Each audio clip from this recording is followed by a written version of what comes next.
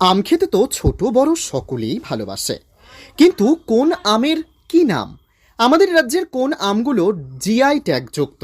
অথবা আমকে ফলের রাজা কোন কবি আখ্যা দিয়েছেন? এই প্রশ্নের উত্তরগুলো জানা আছে আপনার? অনেকেই হয়তো এই প্রশ্নের উত্তরগুলো জানেন না। তবে এবার আম নিয়ে বাচ্চাদের বিভিন্ন বিষয়ে ছোট ছোট তথ্য দিতে অবর বিদ্যালয় পরিদর্শক রঘুনাথগঞ্জ পূর্ব চক্র স্বপ্নেন্দু বিশ্বাসের উদ্যোগে রঘুনাথগঞ্জ ২ নম্বর ব্লকের ৪২ রাজপুত বাহুরা প্রাথমিক বিদ্যালয়ে আয়োজন করা হয় আম উৎসব। সরকারি বিদ্যালয়ে বিভিন্ন আম ও আমের গুণাগুণ সম্পর্কে বাচ্চাদের অবগত করাতে অভিনব উপায়ে বসেছিল আমের আসর।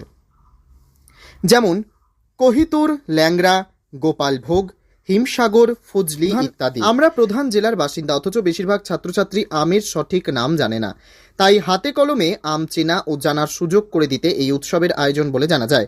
সর্বোপরি ছাত্রছাত্রীদের মনে গেঁথে দিতে চায় যে মুর্শিদাবাদ জেলা আমাদের জাতীয় ফলের ব্যাপারে বিশ্বসেরা।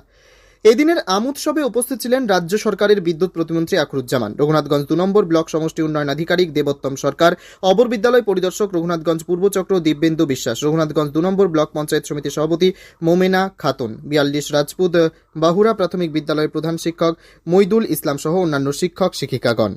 ব্যুরো রিপোর্ট, এসটিভি নিউজ, সময়ের সাথে সত্যের সন্ধানে। আজকে রঘুনাথগঞ্জ পূর্ব চক্রের উদ্যোগে বাহুরা প্রাথমিক বিদ্যালয়ের শিক্ষকদের ব্যবস্থাপনায় মুর্শিদা জেলা আম উৎসব। আমরা যারা মুর্শিদা জেলার মানুষ, আমরা দুটো কারণে গর্ববোধ করি।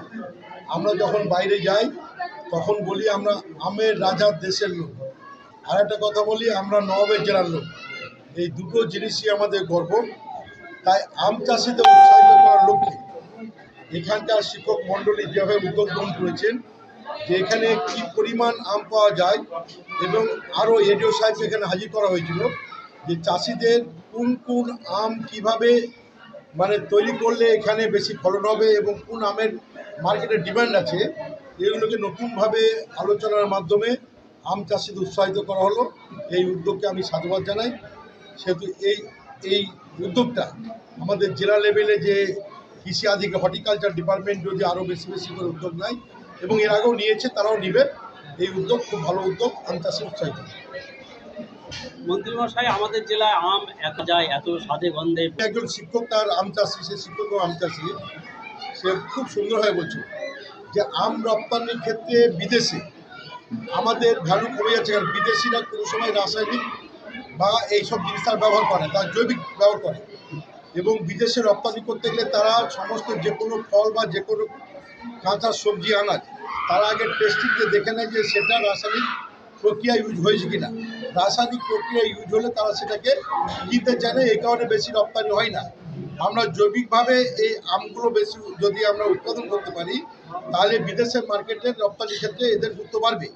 এই ক্ষেত্রে আমরা চাষিদের উৎসাহিত করব যে আধুনিক যুগে রাসায়নিক প্রক্রিয়াকে বাদ দিয়ে জৈবিক ব্যবহার করে কিভাবে আমের ফলন করা যায়, তাহলে আমাদের বিদেশে রপ্তানিতে, এবং বিদেশে রপ্তানি তখন হয় বিদেশে যখন ডিম্যান্ড থাকে।